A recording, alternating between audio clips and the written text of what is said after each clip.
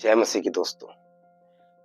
आप कल्पना कीजिए कि भारत एक ऐसा देश है जहाँ पर हर धर्म की आजादी लिखी है।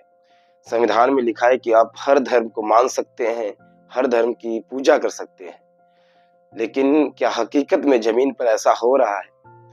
लेकिन जब हम देखते हैं कि भारत में ईसाइयों पर, मसीह लोगों पर किस तरीके से बार बार हमले हो रहे हैं, हमलों में एक पैटर्न दिख रहा है कि कुछ लोग प्रार्थना कर रहे होते हैं और वहां पर एक संगठित भीड़ आती है और भीड़ पीड़ितों के ऊपर हमला करती है, मारपीट करती है और तोड़फोड़ करती है। उसके बाद वहां पर पुलिस आती है और पीड़ित के ऊपर ही केस किया जाता है। दोस्तों, ऐसी एक दो घटनाएं नहीं है, पूरे भारत में ऐसी 3000 से ज्यादा घटनाएं हैं। और आज हम फैक्ट के साथ उन सारी घटनाओं को, उन सारी डिटेल्स को देखेंगे और देखेंगे कि सुप्रीम कोर्ट ने इन मामलों में क्या कहा, कि किस तरीके से एक संयोजित रूप से, पैटर्न रूप से मसीह लोगों पर हमला हो रहा है। तो चलिए शुरू करते हैं वीडियो।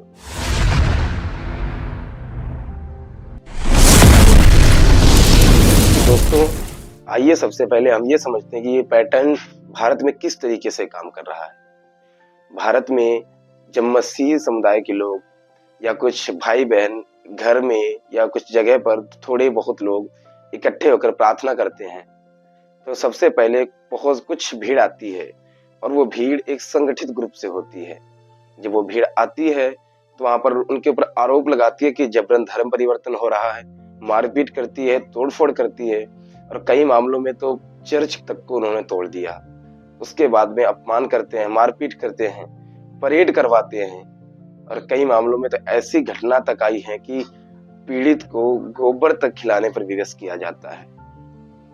उसके कुछ समय बाद वहां पर पुलिस आती है और पुलिस भी क्या करती है कि पीड़ित के ऊपर केस किया जाता है, ना कि जो लोग हमला कर रहे हैं उनके ऊपर, बल्कि जो लोग पीड़ित हैं उनके ऊपर ही मुकदमा या केस किया जाता है। और इसमें नतीजा क्या निकलता है? नतीजा निकलता है कि पीड़ित प्रार्थना बंद करते हैं, चर्च भी बंद हो जाता है। कई बार वो लोग घर में प्रार्थना करने तक उनको डर, कई बार उनको सामाजिक बहिष्कार का भी सामना करना पड़ता है। घर छोड़ देते हैं, परिवार छोड़ देते हैं। दोस्तों, आपने एक चीज नोट करी होगी कि ये पैटर्न उन राज्यों में ज्यादा दिख रहा है जहां पर एंटी कन्वर्जन लॉ लागू है, जैसे उत्तर प्रदेश, छत्तीसगढ़, मध्य प्रदेश।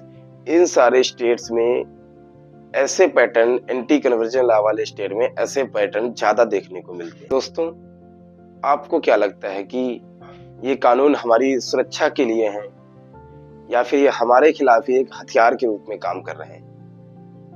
दोस्तों, अब आप लोगों से एक सवाल है कि आप इस वीडियो को देखें और बताएं कि ये हमले जो हैं सच में एक पैटर्न में है या फिर एक कोइंसिडेंट है।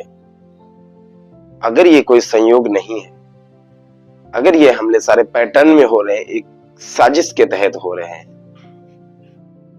तो हमारी मांग है कि सरकार इन सारे केस के खिलाफ फिर से सुनवाई करे।